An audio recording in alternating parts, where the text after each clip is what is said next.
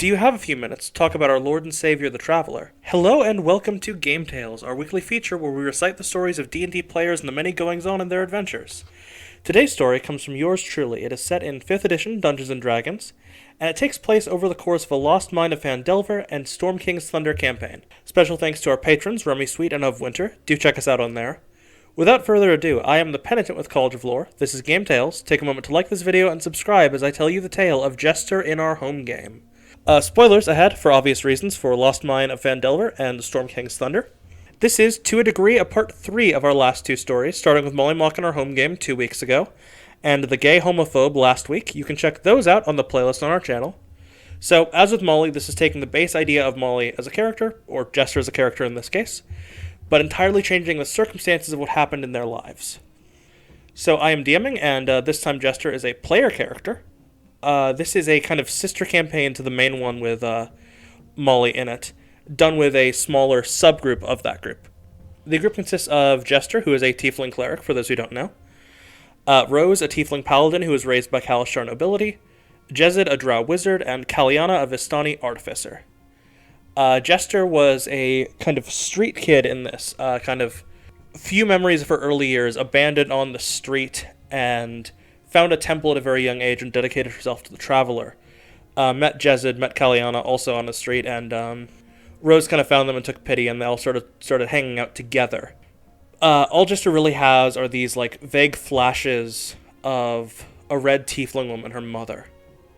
The four of these teenagers decide to start adventuring together when they're about 16, and they take a very simple job to escort a cart to a mining town, which is the main plot of Lost Mine of Phandelver. So they're, as you are in this campaign, ambushed by goblins on the road, and they pretty easily dispatch them and get led back to the goblins' home base, where they fight a bugbear, and pretty quickly eliminate that bugbear. But the relevant thing here is that this bugbear has a mistreated pet wolf, which Jester tries a nat 20 animal handling roll on. And I know you can't crit skill checks, but I think it's stupid to not acknowledge the crit in any way whatsoever.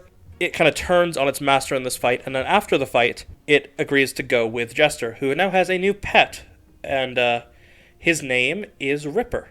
Similarly, one of the goblins they spared is kind of no longer wanting to stay with his den. This goblin's name is Dex, and he gets convinced by Jester to go with the group and becomes a paladin of the Traveler, which all the players thought was really neat.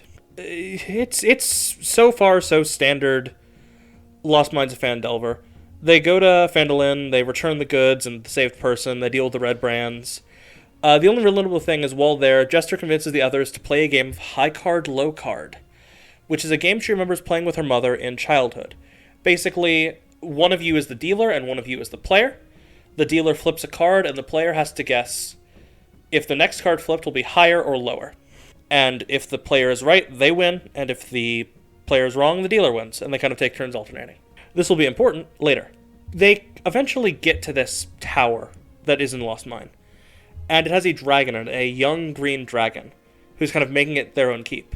Jester and her party have agreed to rid this thing while on the way to Cragmaw Castle, so Jester offers all the party's gold and riches on one trick, this high card, low card game.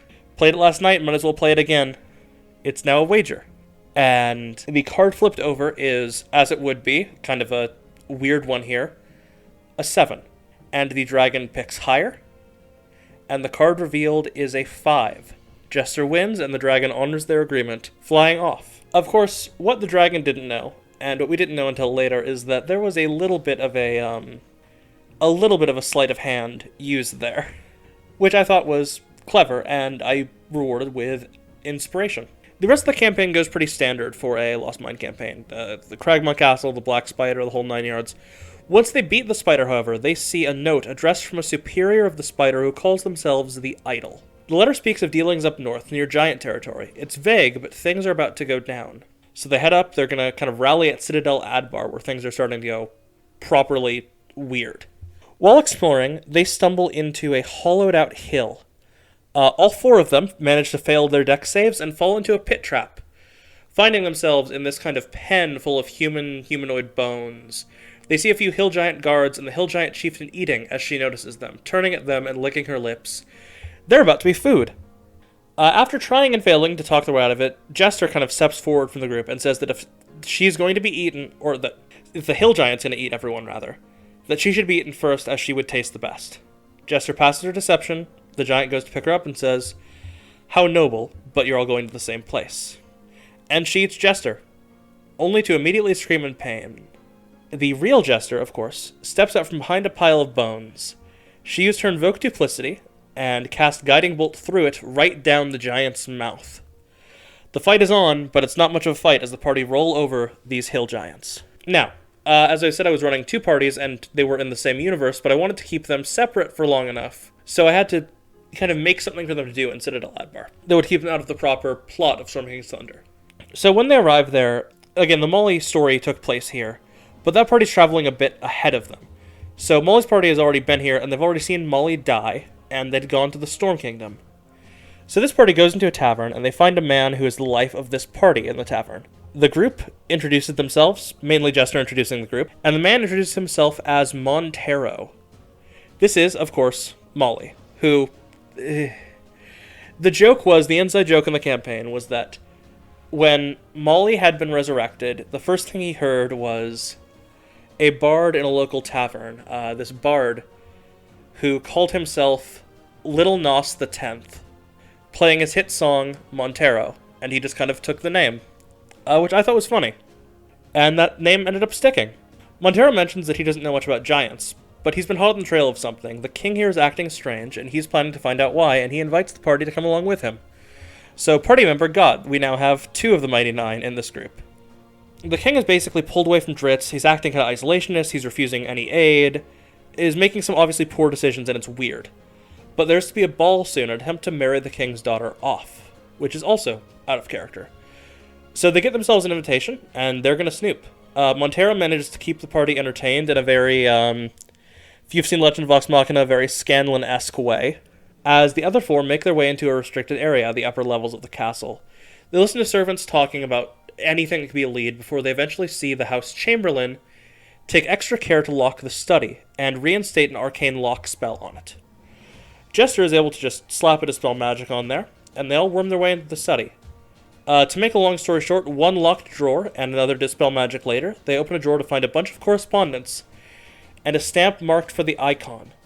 The correspondence confirms a couple of things. First of all, that the king has been replaced by a doppelganger, that the real king is kept somewhere in the estate, and that this is all tied into a group called the Zentarum or the Black Order. They immediately go downstairs to the party, and willingly accuse the king of treason on a grand stage. Of course, this gets guards to turn their weapons on them immediately. They did this in front of a party of crowded people, who are obviously hostile and furious now, so Jester implores them, if the king has been replaced, let's find out the truth for ourselves and go to the dungeon. An angry mob basically forced the king back and his guards back as the dungeon is stormed. They find the true king there, chained to a wall, free him and take him up as the mob have surrounded the imposter king, chanting for his death. But this dwarf kingdom of Citadel Adbar, he's merciful. He says that this traitor will be dealt with, but dealt with on his own terms, privately. He commends the party and sends them on a mission, implores them to go on a mission for the crown. He has a contact in Avernus, who contacted him briefly before he was taken captive. He needs intercession with this contact, and they will be his emissaries as heroes of Citadel Adbar and Dwarven kind. Jester and her party happily accept. But what they don't see is this. A few hours later, the king in a private room tells the imposter king that he's made a fine mess. And then the king snaps his fingers. And the guards standing in this room, all of their bracers tighten for a moment, before electrifying their bodies from head to toe, dropping all of them dead. The true king releases the cuffs on the imposter, who drops his form to reveal one of the doppelgangers that you encounter during the run of Lost Mine. The doppelganger king had done some of the unsavory work, kind of tearing down some established structures, tearing down some things that needed to be removed, and kind of beginning the unease, laying seeds of discontent and unease in something that'll come into play later. But this king reassures the doppelganger that now that the true king has been reinstated, no eyes will look at to Citadel Adbar until it's far too late. And then the king drops the polymorph spell that had been taking effect, and begins to change into a red-skinned tiefling woman, the Idol, or, as she was known in a former life, the Ruby of the Sea. Jester's mother. Now, those of you in the Critical Role, you might think that's kind of a weird left field turn. The story was basically this. She was normal, kind of canon compliant up until a certain point when Jester got very sick as a child. And she made a deal with Asmodeus to cure Jester of her illness in exchange for entirely flipping her alignment, which led her down this path of basically becoming an evil sorceress. And one of the council members of the Zentarum who are infiltrating and destroying kingdoms as part of this campaign. And as this scene that none of the party members are present for kind of draws to a close, she just very quietly mumbles to herself, "I'm sorry, my child."